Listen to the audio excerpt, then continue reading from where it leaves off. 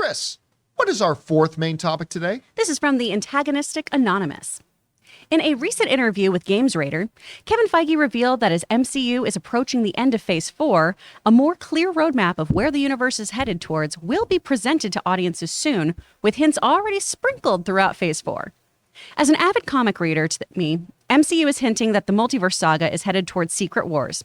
However, for the average film audience, these quote-unquote hints might not be as clear, so it's good to see Feige follow up on it.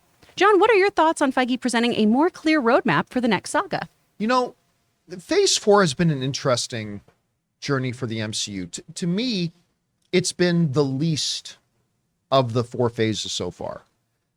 You've had some incredibly big wins with things like, when I'm spiking quality-wise, Spider-Man No Way Home, Shang-Chi, which I think is a top 5 MCU film. So they've had a number of really good ones, but it's also been the most mediocre of the things too.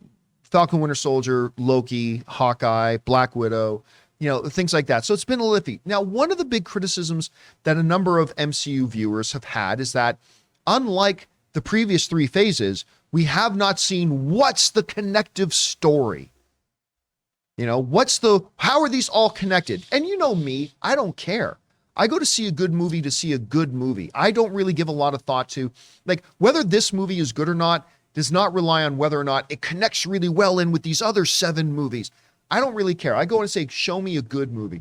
Give me a good 2 hours. Show me a good beginning, middle, and end, some good character development, all this kind of stuff. That's what I care about. But a lot of people have been conditioned because the MCU, this is what they do, connected universe, all that kind of stuff. And a lot of people have been criticizing the MCU as where is the overall story? Well, Kevin Feige has heard those words. And he's now telling everybody, don't you worry, that story is coming. This comes to us from the folks over at Variety who wrote the following. The MCU boss, Kevin Feige, told Total Film magazine that while clues about the MCU's future have been baked into the existing Phase 4 titles, the larger game plan for the franchise will start taking shape more directly with the remaining Phase 4 titles. As we are nearing the end of Phase 4, says Kevin Feige, I think people will start to see where this next saga is going, Feige promised.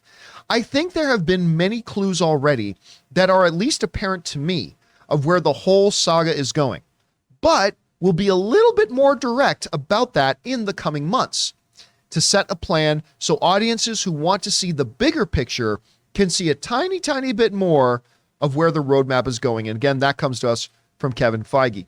So listen, we have a number of dangling threads here just from 4, right? What's with the 10 rings? Who's it sending signals to? What's with Arsham the Judge, who's about to come back and judge Earth once again? Where did Spider-Man end up? How are the Thunderbolts going to play into all this sort of thing? I mean, on and on and on. There's a lot of these dangling threads.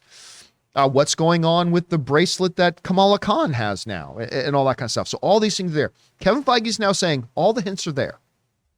But in the coming months, and I got to believe he's starting with Thor, he's saying it's about to become more clear. Whether that's with Thor or Ant-Man, that's a little bit further off, or whatever. He says, we're about to start painting the picture a little bit more clear where the overall strategy and plot of this thing is going. Rob, you hear Kevin Feige's words.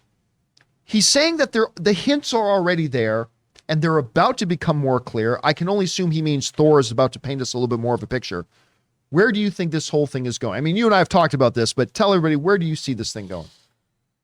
I think the heroes are going to be Arsham the Judge is going the center of the universe, but for rightly or wrongly with the Infinity Stones and all that, Ground Zero was Earth. There was a Celestial that was in Earth. Arsham the Judge came back to Earth. The 10 rings are on Earth. The 10 rings are on Earth. I think that Arsham the Judge is probably going to come back and say, you know what? It's time. We're either going to sweep all of you away, or we're going to give you an opportunity to prove your worth in the universe. Because Kevin Feige is I'm going to hark back to a Star Trek episode. Shocking. When the Metrons were going to judge the Gorn and the Federation, they took the captain of each ship and they put them on an asteroid to fight. And they said, you know what? Whoever wins will let you go on your merry way, and the other captain will be destroyed along with his ship. I think Which, by the way, was one of the bases of one of the best jokes in Galaxy Quest with Guy on the Planet. Do you find any rudimentary elements? That was all a callback to that episode totally of a Star callback. Trek. I think that's what's going on. I think that the pieces are being moved, that this conflict, and it's going to be an interdimensional multiverse time, all of this, and the heroes are going to have to come together and fight in a multiversal war. That sounds like something, Rob. What does that sound like? Well, it's the Secret Wars. It's going to be that's where they're going.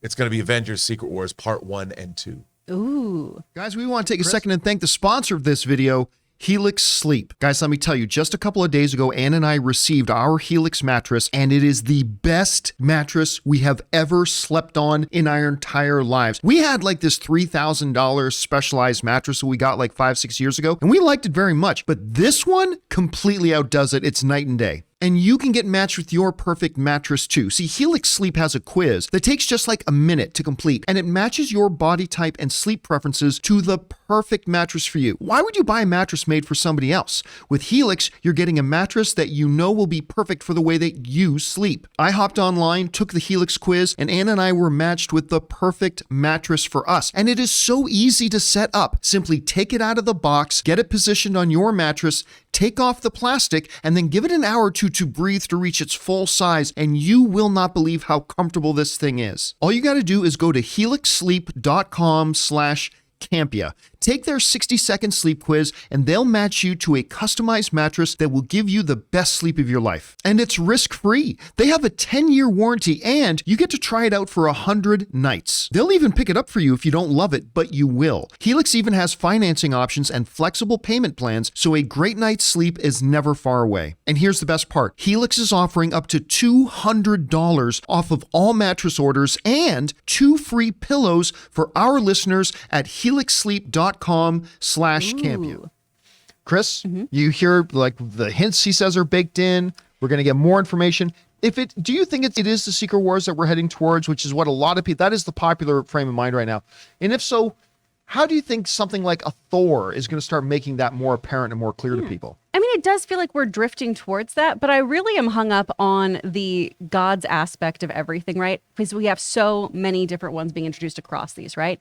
So it feels like Gore is going to be this potential connective thread as a larger, greater threat with all these Celestials, with all these Asgardians, with the African gods in Wakanda, right?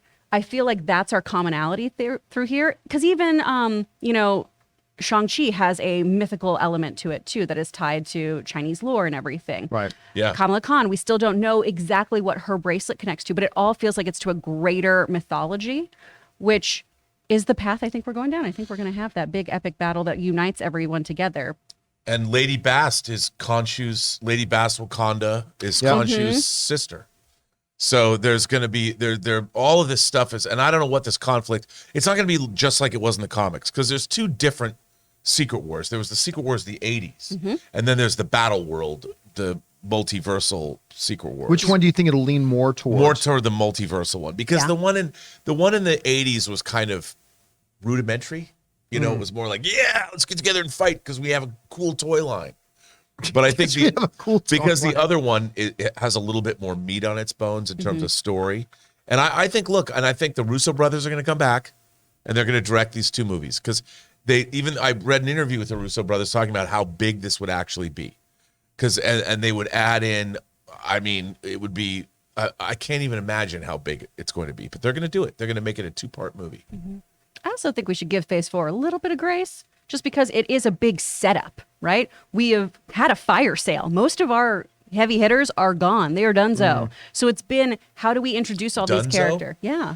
They're donezo. So we have to introduce all these other characters and give them a reason why they would want to help the greater good as a collective. So we gotta give them a little space. And Feige, we trust, at least for me. I'm still okay with everything.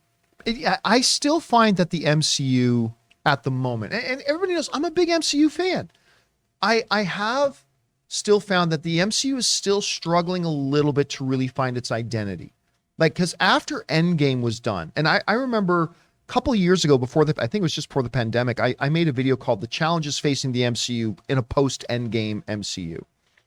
and I laid out some of the challenges, and I think some of them kind of passed. But one of the big ones, and we've talked about this before, is that they spent 12 years with Tony Stark and Steve Rogers as the faces and the personality, the heart and the lungs, like of that MCU. Like whenever we looked at the MCU, it was always kind of through the gaze and through the lens of this is the Tony Stark, Captain Rogers kind of led MCU. And we looked at all the different characters and how the stories played out and blah, blah, blah. And all of a sudden, both of them are gone. And there was really no heir apparent character to be the one to step into that void to become that. Thor is one of my favorite characters in the MCU, but Thor's not that character. Doctor Strange is a great character, but Doctor Strange is not that character. I don't know if they thought that maybe Captain Marvel would become that character, but well, as much as I love watching Captain Marvel's not that character. So I still kind of find that the MCU at the moment is struggling a little bit with its identity. And maybe, as you're saying, Rob, once they start to make this path a little bit more clear about where the story is going, maybe in that it'll start to find some of its identity again. You know, I think you're right. And I think that right now what's happening is the universe itself is damaged. We are watching the universe itself. I mean, we have the characters first, and the characters are how we learned about the MCU. Now we have the MCU and the universe is coming apart. So I think what's going to happen at the end of phase 4 is they have to figure out how we're going to put it back together. And they're going to do it both on a macro level and on a micro level too, because you're going to have the Secret Invasion happening. You're going to have the formation of the Young Avengers. So you're going to have these Earth-centric stories, and then this monster, the universe is spinning apart. So we got to put that together, and then we're going to watch these other stories grow. Let me ask you, how do you think the end of Doctor Strange, the Multiverse of Madness, I'm thinking particularly of the post-credit scene with Strange and Clea saying, hey, there's a problem. You got to come help me fix it. It's your kids, Marty. Like, you got to come help me fix exactly this what kid. it was. Like, So, yeah. how do you think that's going to be playing into this? Well, thing? I think what's going to be interesting is they're going to need Doctor Strange, and he's not going to be there. And they're going to be like, wait, where's Stephen Strange? We're going to go to the Sanctum Sanctorum, and Wong will be there, or maybe something is going on, and Strange will be, he'll be absent, and they're going to need him, and it's going to up the jeopardy. Also, we have Adam Warlock coming too? Yep. We got Adam He's Warlock. a powerful being, right? Not to mention we got another Guardians of the Galaxy still coming. Yep. We got a She-Hulk show. I mean, there's still a number of projects in phase 4 start to give us this roadmap. Question is for you guys. Where do you think all this is going? As Kevin Feige is saying, the hints are already there and we're about to make it a lot more obvious. None of us even mentioned Kang. Right. Yeah. There's a Kang element in this as well that could be very, especially if you know that story, that could be very, very vital to this. Anyway, guys, where do you see all this going? Jump down to the comment section below and let us know your thoughts.